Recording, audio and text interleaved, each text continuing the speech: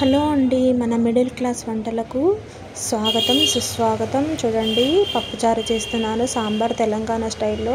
Half cup శనగపప్పు, ఒక కప్పున్నర కందిపప్పు వేసుకొని 4-5 విజిల్ల తర్వాత చూపిస్తున్నానండి. ఇలా మెత్తగా రుబ్బేసుకోండి. మరీ మెత్తగా కాకపోతే 15 నిమిషాల ముందే నానబెట్టేసుకోండి శనగపప్పు. అలా అయితే మంచిగా మెత్తగా అవుతుంది. పెద్ద నిమ్మకాయ సైజ్ అంతా చింతపండు గుజ్జు తీసుకున్నాను.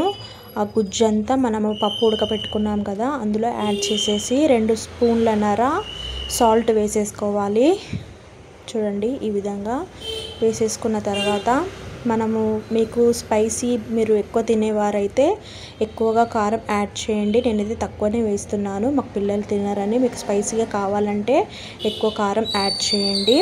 ఈ విధంగా యాడ్ చేసిన తర్వాత నేను కూరగాయలు ముందుగానే కట్ చేసి పెట్టుకున్నాను. మునక్కాయలు, టమాటా, ఆనియన్, పచ్చిమిర్చి, క్యారెట్ కట్ చేసి పెట్టుకున్నాను. ఈ విధంగా అందులో వేసేసుకోండి. అన్నీ ఒక్కొక్కటిగా తీసుకొని మునక్కాయలు అవన్నీ ఒక్కొక్కటిగా తీసుకొని వేసుకోండి.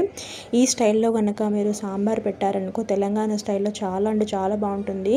శనగపప్పు ఎందుకు వేయాలంటే అది టేస్ట్ అనేది ఇంకా బాగా పెంచుతుంది అనమాట. కందిపప్పు, శనగపప్పు ఒక్కసారి మీరు ట్రై చేయండి. హోటల్ స్టైల్లో సాంబార్ అనేది ఈ విధంగానే చేస్తారు. చూడండి, ఈ సపోర్ట్ నాకు ఇస్తున్నందుకు మీకు చాలా థ్యాంక్స్ అండి. నేను కొత్తగా పెట్టాను ఛానల్. ఈ సపోర్ట్ నాకు చాలా బాగా, మీ సపోర్ట్ నాకు చాలా బాగా సపోర్ట్ అవుతుందండి. చాలా అంటే చాలా థ్యాంక్స్ అండి మీ అందరికీ. చూడండి, మసాలా దినుసులు, సాంబార్ మసాలా, జీలకర్ర మెంతుల పొడి మసిలేటప్పుడు వేయాలి. మసిలేటప్పుడు మాత్రమే వేయాలి. చూడండి, ఈ విధంగా మరిగేటప్పుడు ఆ మసాలాల దినుసులు యాడ్ చేయాలి. యాడ్ చేసిన తర్వాత మనకు పోపు దినుసులు రెడీ చేసుకుందాము. కరివేపాకు, కొత్తిమీర, ఎండుమిర్చి, పోపు దినుసులు, ఆవాలు, జీలకర్ర అవన్నీ కలిపేసి పెట్టుకుంటాం కదా, అవన్నీ ఒక ప్లేట్ తీసుకొని పక్కన పెట్టేసుకోండి. పక్కన పెట్టేసుకున్న తర్వాత ఒక ప్యాన్ తీసుకోండి. ప్యాన్ తీసుకొని ఆ ప్యాన్లో 2 టేబుల్ స్పూన్ల ఆయిల్ తీసేసుకొని పోపు దినుసులన్నీ అందులో వేసేసుకోండి. వేసుకున్న తర్వాత క్రిస్పీగా కావాలా అయిన తర్వాత 10-12 వెల్లుల్లి రెబ్బలు తీసుకొని కచ్చాపచ్చాగా దంచేసుకొని అందులో వేసేసుకోండి.